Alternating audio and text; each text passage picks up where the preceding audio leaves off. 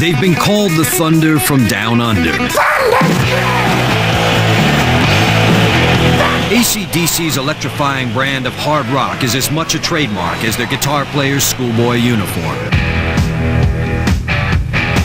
It's rock and roll music, good, tough rock and roll. It was, you know, rib-crunching, skull-crushing, sort of blistering rock and roll. Brothers Angus and Malcolm Young found a soul brother in Bon Scott, a pint-sized wild man with an outsized voice. The effect he would have on some of these people. How can we build a prison and keep him in it, you know?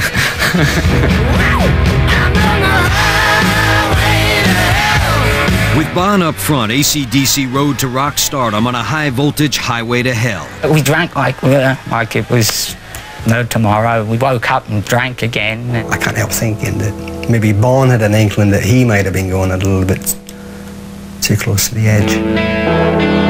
The band reeled in the wake of their singer's sudden death. I called Bon's parents to let them know what had happened. Over the phone, yeah. Got a shock in my life. Devastated but determined, AC/DC buried and then replaced a legend.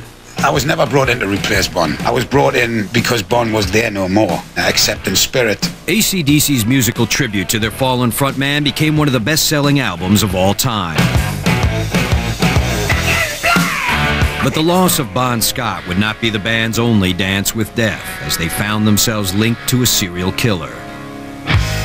One of the pieces of evidence that was left behind was a hat bearing the letters AC/DC on it. Then a packed concert led to a crushing tragedy.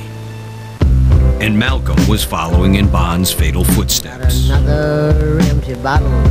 I was just physically and mentally screwed by the alcohol. But after 25 years of heartbreak and headbanging, AC/DC continued to rock. But they used to say, lock up your daughters when we came around. Now they're saying, lock up your mothers.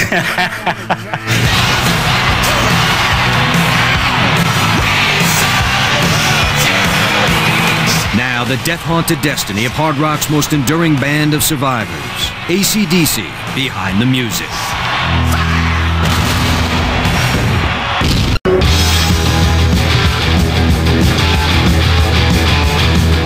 In 1979, lightning finally struck AC/DC. After 6 years of throwing out sparks, the band's hard-charging, high-decibel rock and roll finally exploded into the mainstream. No stop signs, speed limit. They weren't glitter rockers, they weren't heavy metal. Their schoolboy drag aside, AC/DC were in a class by themselves, with a sound all their own. The main thing about it is that it gives rock music a real kick in the guts, you know? On stage and off, the band's rough and rowdy lead singer, Bon Scott, was the embodiment of AC/DC's power and passion. Bon was becoming a real hero very quickly amongst the tougher guys in the audience. They all wanted Bon to drink the wild life, you know, they loved him. On the highway to hell. Scotland Yard said the body of 30-year-old Bon Scott was discovered. Then in 1980, 5 years after he energized the band, Bon Scott was found dead.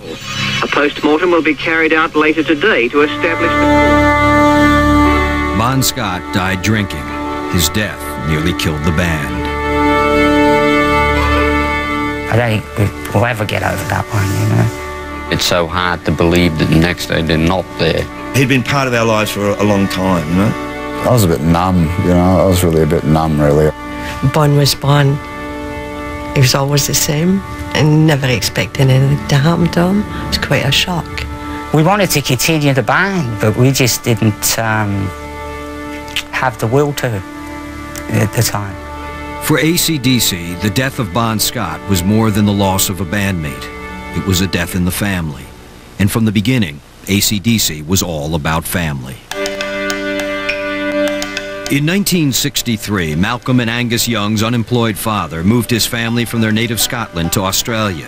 10-year-old Malcolm and 8-year-old Angus were a pair of immigrant kids looking to fit in. I had to learn how they talked and You know, because Australia's got a bit mix of Americana and a bit, you know, the old world English. The youngest of 8 children, Angus and Malcolm remember a childhood with little money, but a wealth of music.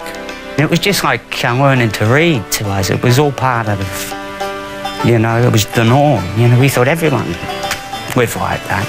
Every few weeks there'd be a party for one reason or another. There was an old piano that we had, somebody would get on that, and they would sing all the old rock songs. Malcolm and Angus grew wild about rock and roll, especially when their older brother George formed his own band. The Easy Beats became a big hit down under.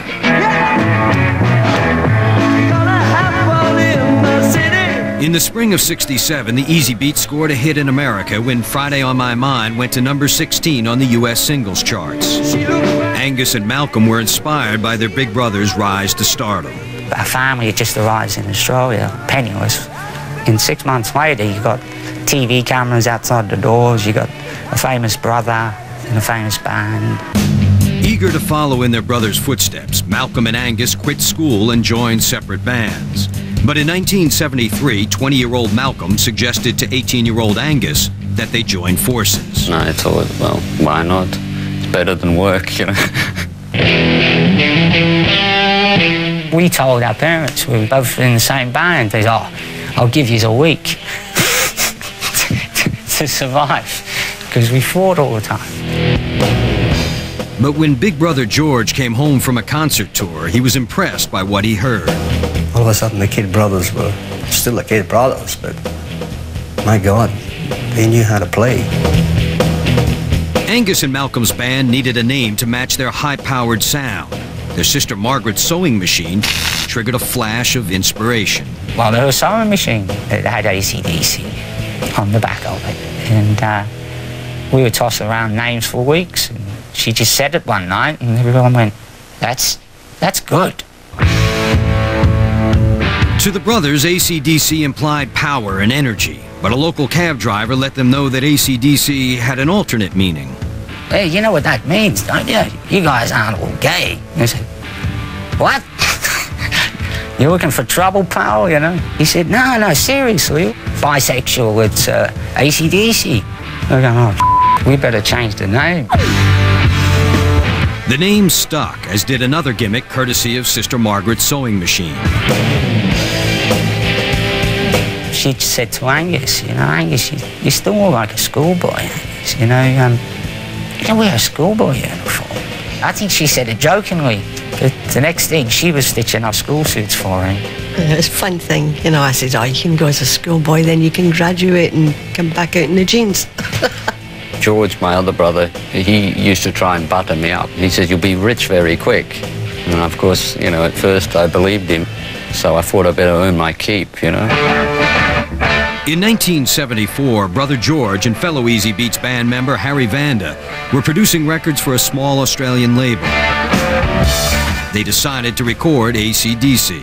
There was no sort of, do they have it or don't they have it? It was obvious that they had something. AC/DC's first single was released in July of '74. Can I sit next to you, girl? The record was a regional hit and led to a small local tour. But the brothers Young weren't happy with their lead singer, Dave Evans. You know, he'd go on with his makeup and he'd maybe even blow him kisses. We just grew not to like it. Malcolm and Angus